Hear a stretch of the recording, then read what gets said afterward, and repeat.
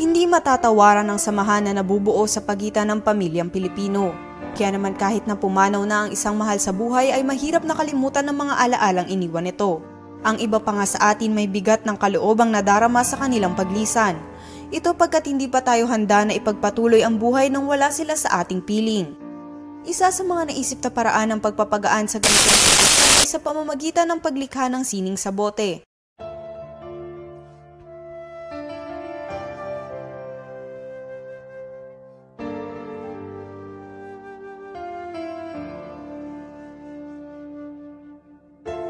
Sa tulong ng mga bote na ito, maibabahagi ng isang individual ang kanyang mga saloobin sa pagkawala ng isang mahal sa buhay. Isa rin itong paraan upang muling alalahanin ng mga sandali na kasama pa sila. Ang mga dinisenyong bote ni Juan de la Cruz ay makikita sa exhibit na In Loving Memory sa St. Therese Columbarium kasama ang likha ng nagsimula ng naturang proyekto na si Father Jason D. The artist is Father Jason D. He's a Jesuit priest, administrator ho siya ng Sacred Heart Parish. So, ginawa niya itong exhibit para as a way of remembering the dearly departed in a very creative and unique way.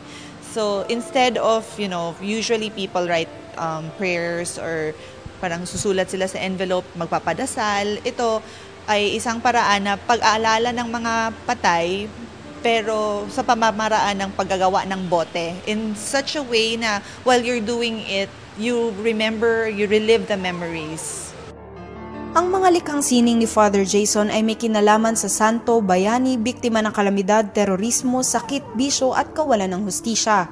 Ito ang mga madalas na kasama sa pagdarasal ni Father D. May mga ilang personalidad naman na ang nagbahagi ng kanilang mga alaala ng kanilang yumaong mahal sa buhay. Isa na rito si Miss Boots Anson Roa na aminadong kahit hindi siya mahilig sa sining ay ginawa niya ito para sa kanyang mahal na asawa. Gawa sa recycled materials na nagpapaalala kay Pete Roa ang mga nakapaloob sa bote. Samantala bukas naman ang In Loving Memory sa mga nais bumisita at magbahagi ng kanilang sariling alaala hanggang sa ika-30 ng Nobyembre. Bukod kasi sa pagtitirik ng kandila at pag-aalay ng dasal, naniniwala ang mga nasa likod ng proyektong ito na isa itong magandang paraan upang ipakita sa ating mga yumaong mahal sa buhay na mananatili sila sa ating mga puso at isipan. Nalia Aguas, News Team 13.